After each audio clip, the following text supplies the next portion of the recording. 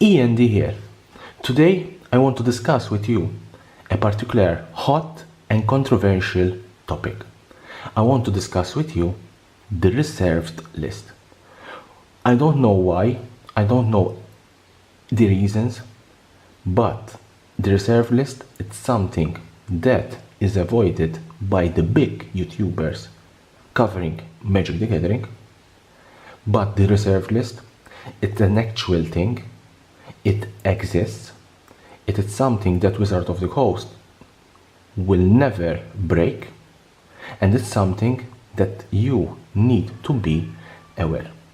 Therefore, I'm going to discuss the reserve list, but I'm going to concentrate my discussion not on the valuable of and validity of the reserve list, but what the reserve list means for a collector. What does it mean for someone like me that like to collect cards, that like to see his or her collectibles go up in price and the value will remain strong? Before going into discussion, let's give a really brief history about the reserve list and actually what the reserve list is. In July 1995, we are talking of 20 years ago, when Magic the Gathering was at its birth years. At that time the game was quite new, it was getting a lot of attention and a lot of new players were joining the game. What Wizard of the Coast did in July 1995, they decided to release a particular set called Chronicles, and this set will have only reprint cards in it. Reprint from previous sets, and we're talking about Arabian Nights, Antiquities, Legends, and the Dark.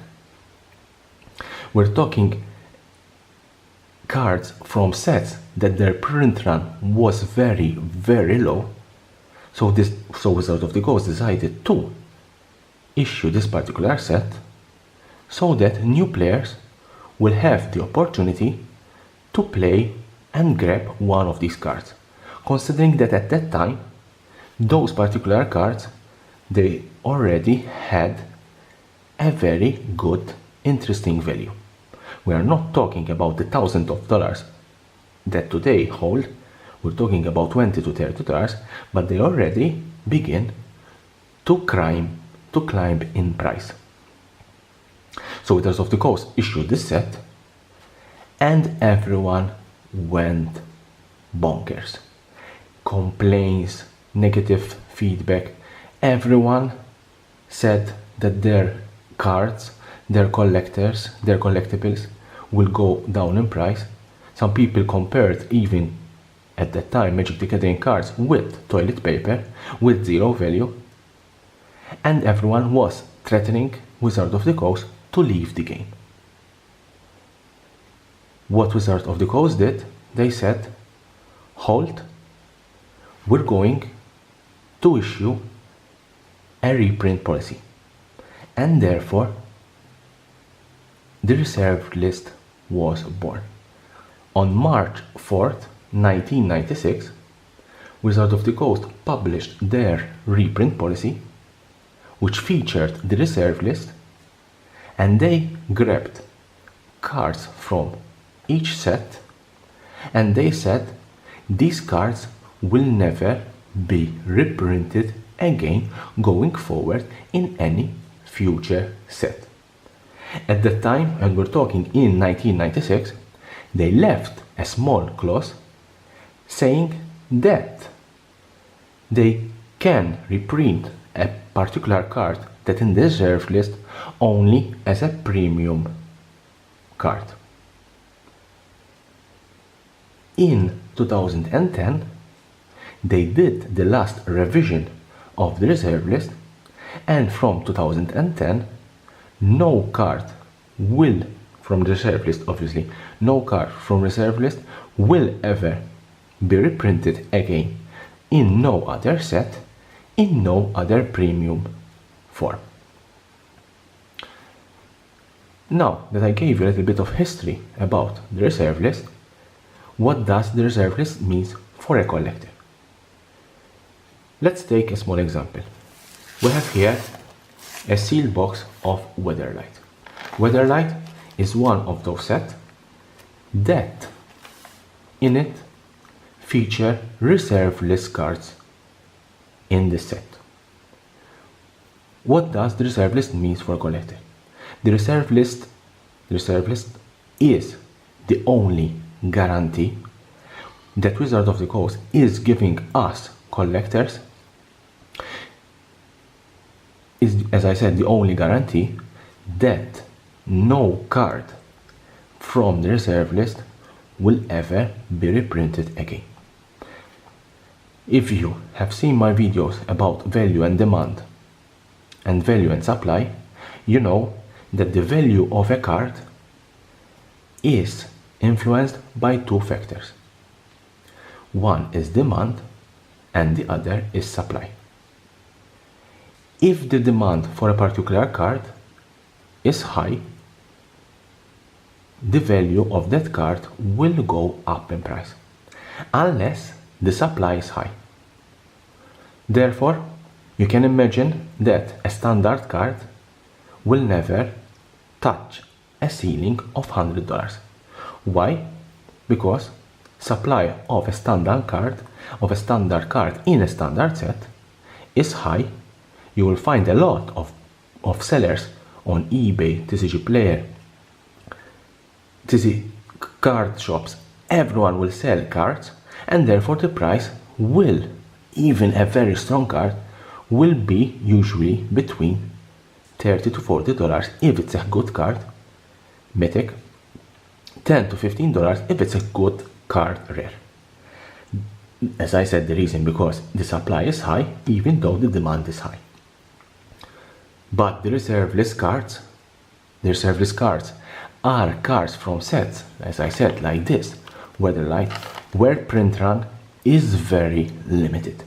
Print run is low and is very limited.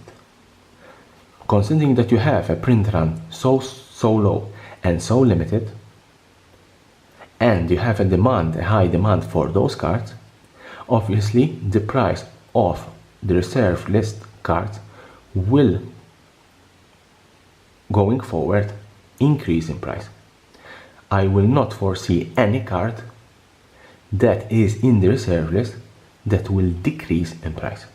Yes, there are cards in the reserve list that are low in price because no one wants to play with those cards. Even those cards that they are at $2, $3 will increase in price going forward because of the limited supply of those cards. And you have a guarantee, as I said, the reserve list, it's a guarantee that those cards will never be reprinted. Obviously, you know that Black Lotus is on the reserve list. It's a card that currently is, if you take the unlimited Black Lotus, the cheapest one, $8,000 to $10,000. It's not a cheap card. There are other cards like Mistress Factory, 1,000 card. There are cards like Ancestral Record, sorry. There are the Power 9. All these cards, Gas Credit, all these cards will always increase in price. And if you watch well the market, nowadays you will see cards like Sliver Queen from Stronghold touching the ceiling of $140, and that card will never stop going up in price. This is what the reserve list means for a collector. The reserve list, it's a guarantee. It's a guarantee that card will never be reprinted, and it's a guarantee that the value that those cards hold will increase going forward. And as I said, for a collector, the most important thing is that the value of his collection will not drop, but will increase.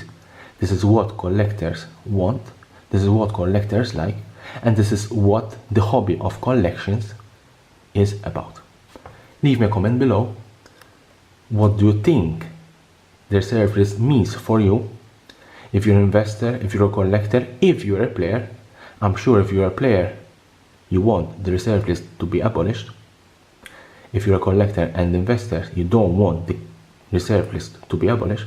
So leave me a comment below, and don't forget to subscribe to my channel for more interesting videos and news about Magic the Gathering and the collectible world.